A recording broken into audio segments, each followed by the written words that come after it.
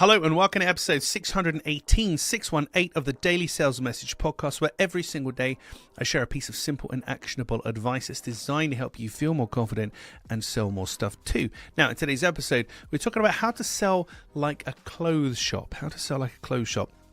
Many years ago, when I was about 16, 17, something like that, 18 maybe, when I was doing my A-levels and I had free periods and free time, etc. I had a Saturday job at a shop in the UK called River Island.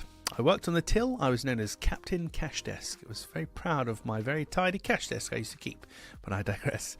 When I joined, I was on the shop floor because they realised just how organised and trustworthy I was. I was on the floor talking to customers, helping them out, and they didn't really give you any sales training whatsoever, but they did kind of have a little chat with us on the first day. He said, this is what you do. When somebody comes into the shop, you go over to them, you've got to recognise that they're there. So you've got to say, welcome, or can I help you, or do you need any help? Would you just like to browse? So as low pressure as possible, but try and recognize and just acknowledge as many people as possible. And I know some people don't like that. Some people just like to walk into a shop and that's it. But it's kind of common courtesy and good practice to welcome. So welcome, good morning, how are you? There we go. Just not even low pressure, just no pressure, but just acknowledge them. And then from there, if somebody comes to me and says, oh, have you got this pair of shoes? Looking for this pair of jeans in this size, blah, blah, blah. What they said to us was, don't just think about the item, the single item that they're buying. Think about the whole outfit. So if somebody came to me for a pair of jeans, have you got these in a size 10 or a 34 for men or whatever? I say, yeah, let me go and have a look for you. And I bring them back and I say, great.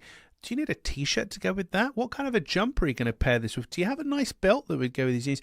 Whatever it would happen to be. But it was thinking contextually and just thinking outside the box. If you imagine like a mannequin of a person and you had, say, they're asking you for the shoes, you just go to the next level. It's like, great, what trousers and socks are you wearing? Or if it was the jeans, go, great, what jumper or whatever it's wearing, and so forth. So you're just zooming out a bit, imagining the whole person, the whole outfit, and just asking them. So we're not pushing them, but saying, have you got a belt that goes with this, or do you need a belt? Are you okay for a belt?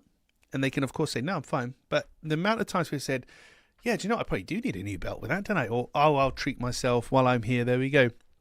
So it's a really simple and really effective method. And you can essentially shrink this down to, have you thought about, or do you need? So next time somebody's buying something from you, if there's other ancillary things that they could buy that would genuinely help them, not just any old crap you're trying to push on them, but if it's actually going to help them and you feel a bit weird about upselling people, you can use those terms.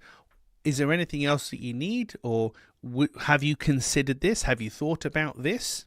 Simple questions, but going back to that mannequin analogy of zooming out and thinking about the whole body of the person, the whole outfit, not just, you would like some jeans, here are your jeans, thank you for buying the jeans.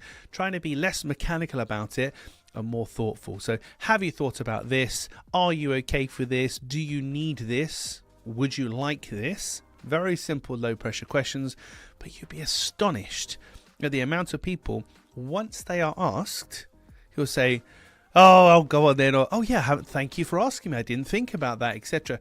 So it's not as pushy as you might feel, but we are essentially upselling people, but we're doing so in a very thoughtful way. So there you go. My time at River Island was not wasted. That was my very first foray into any kind of sales environment. And bearing in mind, all these years later, it's made it onto the podcast. It's definitely made an impression. Right, that's it for this episode of the podcast. Tomorrow in episode 619, we're going to talk about making yourself the priority. Making yourself the priority. I'll explain what I mean by that in tomorrow's episode. In the meantime, if you haven't already, please hit a like or share or subscribe or comment in any way around this video, around this audio. It tells the algorithm that people listen and interact with the podcast, and it just helps us to reach more people. That's it for this one. I'll catch you tomorrow for a less fashion-related edition of the Daily Sales Message.